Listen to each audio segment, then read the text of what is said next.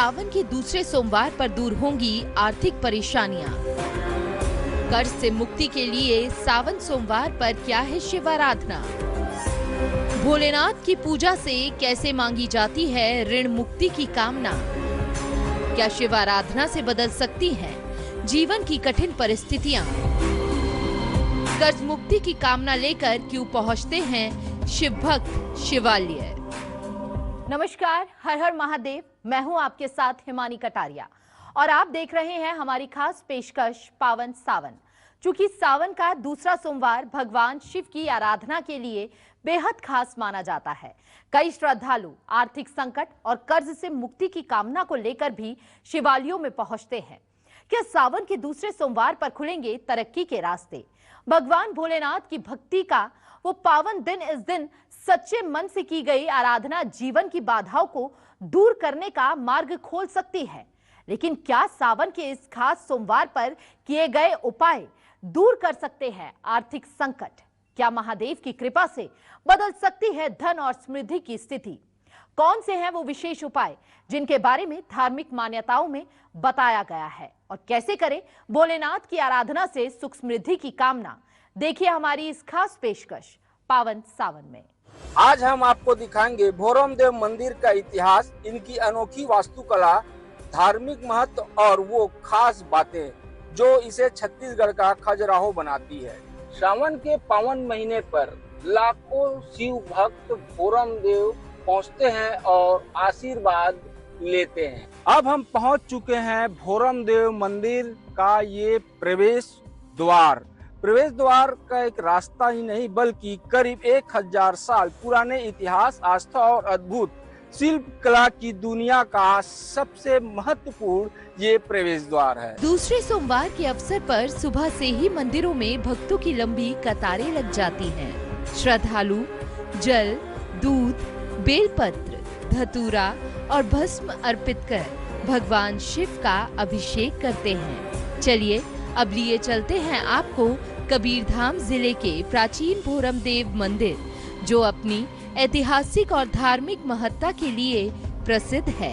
कवर्धा शहर से 18 किलोमीटर दूर मैकल पर्वत के गोद में बसे भोरम देव मंदिर, जो 1000 साल पुराना ये मंदिर आस्था का प्रतीक है और आज भी उसी ढंग से खड़ा हुआ है। लोग बड़े बड़े दूर से जो है भगवान शिव का जलाभिषेक करने के लिए पहुंचते हैं। आप देख सकते हैं किस तरह से जो है सावन का माह चल रहा है और सावन माह में लगातार जो है श्रद्धालु भगवान शिव का पूजा करने के लिए पहुंच रहे हैं। देख सकते हैं कि आप कहाँ से आए हो दीदी?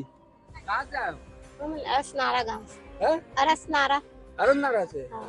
कितना दिन हो गए भोरम देव जाना था आपने? हाँ, बहुत पहले।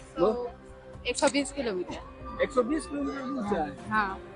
और पहुंचे हुए हैं, लोगों में काफी आस्था है। कवर्धा ही नहीं पूरे विश्व में ये भोरम देव मंदिर प्रसिद्ध है और यही कारण है कि भगवान भोलेनाथ को प्रसन्न करने के लिए जलाभिषेक करते हैं, रुद्र अभिषेक करते हैं, बेल पान चढ़ाते हैं। हम लोग ननकट्टी से आए हैं, दुर्ग से। अच्छा, दुर्ग जिले से आए हैं? अच्छा।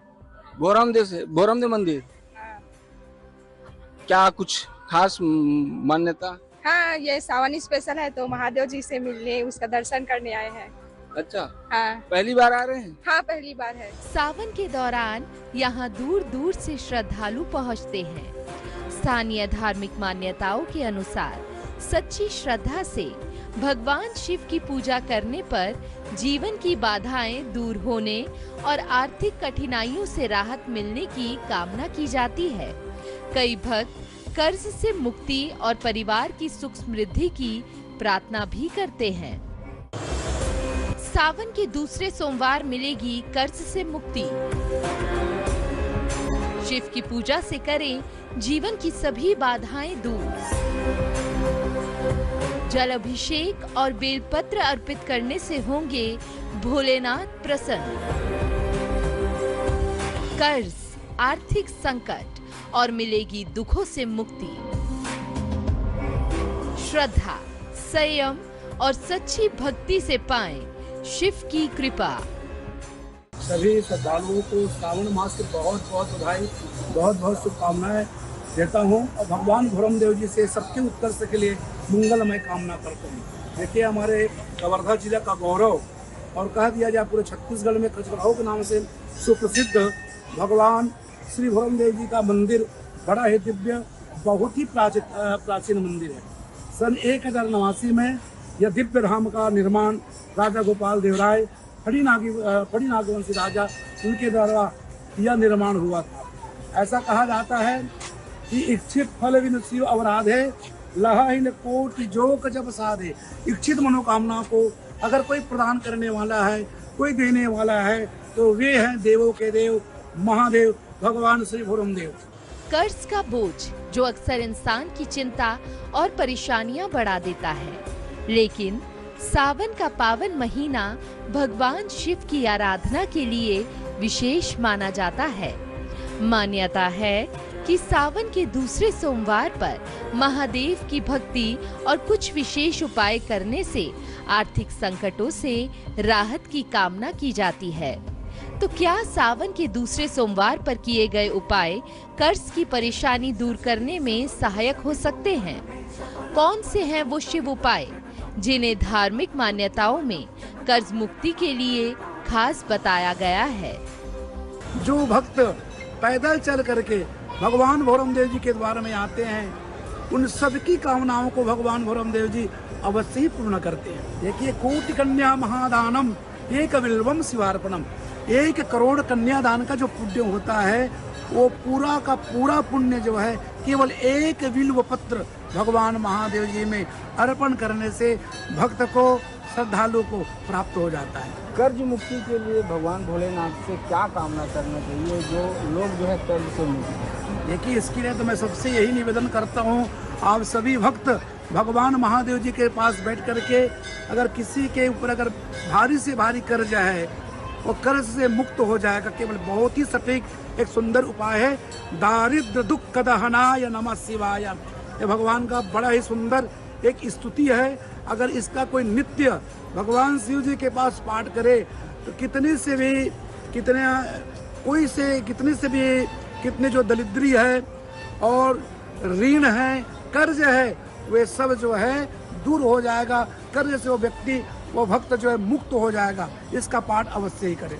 सावन माह में खासकर जो है काफ़ी भीड़ रहती है भोरम देव मंदिर में। सावन और महाशिवरात्रि में लाखों जो है दर्शनार्थी जो है भगवान भोलेनाथ के पास मत्था टेकने के लिए आते हैं। लेकिन सावन माह में ऐसा कौन सा मंत्र है जिसे उच्चारण करने से भगवान भोलेनाथ प्रसन्न हैं?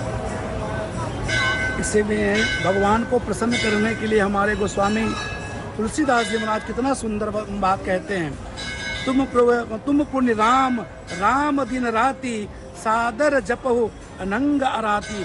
भगवान महादेव जी को प्रसन्न करने का सहज और सरल उपाय है, क्योंकि वो तो राम के परम भक्त हैं। हर समय राम का कृष्ण के ध्यान में ध्यानस्थ रहते हैं।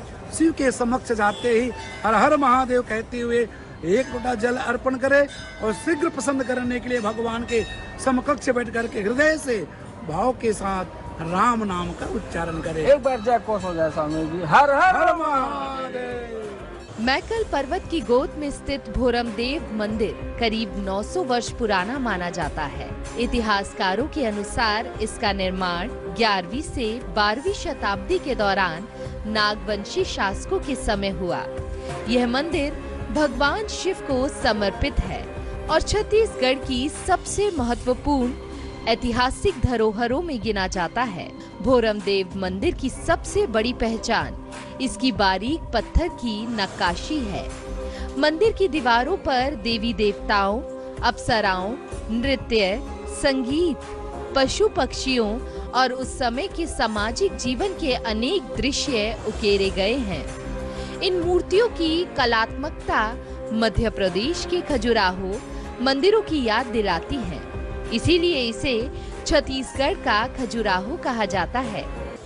आइए जानते हैं भोरम देव का इतिहास। जानकारों के अनुसार हम बता दें कि ये जो है इतिहासों के अनुसार भोरम देव मंदिर का निर्माण नागवंशी शासकों के काल में 1000 साल पहले कराया गया था निर्माण। और इनकी जो है दीवारों पर देवी देवताओं, नृत्य, संगीत तथा सामाजिक जीवन से जुड़ी उत्कृष्ट मूर्तियां उकेरी गई है। भोरम देव परिसर में मड़वा महल और अन्य प्राचीन मंदिर भी मौजूद हैं। तो आप देख सकते हैं किस तरह से यहाँ जो प्रतिमाएं हैं, अलग अलग भगवान के जो है प्रतिमाएं हैं। भोरमदेव मंदिर को इसकी बारीकी, पत्थर की नक्काशी और आकर्षक मूर्ति कला के कारण छत्तीसगढ़ का खजुराहो कहा जाता है। इसका निर्माण 11वीं और 12वीं शताब्दी में नागवंशी शासकों के काल में कराया गया है। यही कारण है आज 1000 साल पुराने भी आस्था का प्रतीक ये मंदिर खड़ा हुआ है और लोगों के आस्था का ये केंद्र भी बना हुआ है, क्योंकि भगवान भोरमदेव जो है हर एक मनोकामना पूर्ण करता है। जो भी अगर मन्नतें मांगते हैं उनकी मनोकामना पूर्ण करते हैं। कि भोरमदेव को छत्तीसगढ़ का खजुराहो भी कहा जाता है। खासकर सावन माह में यहाँ लाखों श्रद्धालु जो है जल अर्पित करने के लिए आते हैं। और खास बात यह है कि जो पद यात्रा है, जो अमरकंटक से लगभग भोरमदेव मंदिर 151 किलोमीटर पद यात्रा कर यहाँ भगवान भोलेनाथ को जलाभिषेक कांवड़ियों के द्वारा किया जाता है। भोरमदेव मंदिर की खूबसूरती केवल इसकी वास्तुकला तक सीमित नहीं है। चारों ओर फैले घने जंगल, हरियाली, पहाड़ियाँ और शांत वातावरण इसे धार्मिक स्थल के साथ साथ एक प्रमुख पर्यटन केंद्र भी बना देता है। प्रकृति और इतिहास का ये अद्भुत संगम देश विदेश से आने वाले पर्यटकों को अपनी ओर आकर्षित करता है। कहाँ से आए? हम लोग भिलाई से आए हैं। अच्छा, भोरमदेव का नाम क्या है? अरे शुरू से बचपन से सुनते आ रहे हैं। कितने बार आ चुके हैं? यहाँ पे तो पहली बार ही आना हुआ है। हाँ। पर जानते तो शुरू से। कैसा लग रहा है? बहुत अच्छा लग रहा है। कि हमारी आपको प्राचीन संस्कृति और व्यवस्था आज भी कायम है। इतने विदेशी आक्रमण होने के बाद भी हम लोगों का संस्कार सुरक्षित है, ये बहुत अच्छी बात है। बिल्कुल एहसास हुआ। एक्चुअली हम लोगों को तो ये प्रोग्राम ही नहीं था कि हम लोगों को भोले बाबा के दर्शन होंगे, पर इच्छा जरूर थी और वो इच्छा पूरी भी हो गई। और यहाँ पे आने के बाद बहुत अच्छा लगा, बहुत आनंद आया। मैं पहले भी दर्शन कर चुका हूँ। मैंने सावन में भी और पहले में रहा हूँ कवर्धा में, तो और भी अवसर मिले हैं। पर ये तय है कि जब आप सोचेंगे तो दर्शन मिले नहीं है। भगवान जब बुलाते हैं तभी दर्शन होते हैं। मंदिर के गर्भगृह में स्थापित प्राचीन शिवलिंग, जो हाटकेश्वर के नाम से जाना जाता है, श्रद्धालुओं की आस्था का केंद्र है। सावन के पूरे महीने महाशिवरात्रि के अवसर पर यहाँ हजारों भक्त जलाभिषेक और पूजा अर्चना करने पहुँचते हैं। हर हर महादेव के जय घोष से पूरा परिसर भक्तिमय हो उठता है। हर हर महादेव, हर हर महादेव, हर हर महादेव। पास स्थित सिद्धिपीठ हनुमान मंदिर में भी रोज बड़ी संख्या में श्रद्धालु दर्शन के लिए पहुंचते हैं। भोरमदेव मंदिर के जस्ट समीप जो है सिद्धिपीठ बजरंगबली जी का मंदिर भी स्थापित है। और आप देख सकते हैं लोग जो है मंदिर दर्शन करने के लिए पहुंच रहे हैं। लेकिन इस बजरंगबली की कहानी जो है बहुत ही अलग है। विश्व में ऐसा बजरंगबली नहीं देखा गया है, क्योंकि इनके हाथों में जो है इनके हाथों में शिवलिंग है। अब तक के हमारी जानकारी में किसी भी बजरंगबली के हाथों में शिवलिंग नहीं है। हालांकि कुछ लोग इसे भोरमदेव का ही शिवलिंग कहा जाता है, लेकिन कुछ लोग इसको रामेश्वर का शिवलिंग बताया जाता है। लेकिन वास्तविक जानकारी यहाँ के जो पुजारी है, हम उनसे जानकारी लेंगे कि इस शिवलिंग को किस जो है रूप में देखते हैं। कि महाराज जी, सबसे पहले आपको प्रणाम। ये जो बजरंगबली की जो हाथ में जो शिवलिंग है, इस कौन से शिवलिंग है? ये रामेश्वरम शिवलिंग है भैया। अगर इनकी कथा जाननी है, हाथ में शिवलिंग क्यों पकड़े हैं, तो एक जैसे रामायण में लिखा गया ना, रामायण सतकोटि अपारा। ये जो कल चल रहा है कलयुग, 28वां कलयुग है ना। रामायण जो है 100 से भी अधिक बार लिख चुका है। तो जो आनंद रामायण पुस्तक है उनमें ये शिवलिंग की कथा है।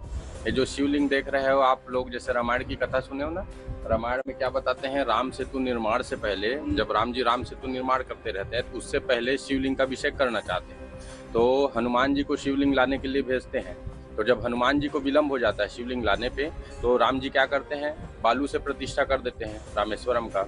जब अब रामेश्वरम का बालू से प्रतिष्ठा किए, उसके बाद जो हनुमान जी शिवलिंग लेकर लाए, उसको क्या किए, तो हनुमान जी सदा के लिए उसको हाथ में धारण कर लेते हैं। कवर्धा से 18 किलोमीटर दूर मैकल पर्वत की वादियों में स्थित भोरमदेव मंदिर अपनी शानदार पत्थर की नक्काशी और ऐतिहासिक महत्व के लिए प्रसिद्ध है।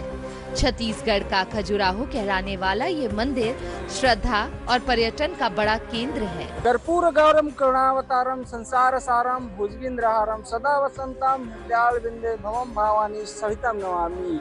साक्षात जो है भगवान भोलेनाथ भोरमदेव मंदिर में विराजमान है और लगातार इसकी कहानियां और रहस्यमयी कहानी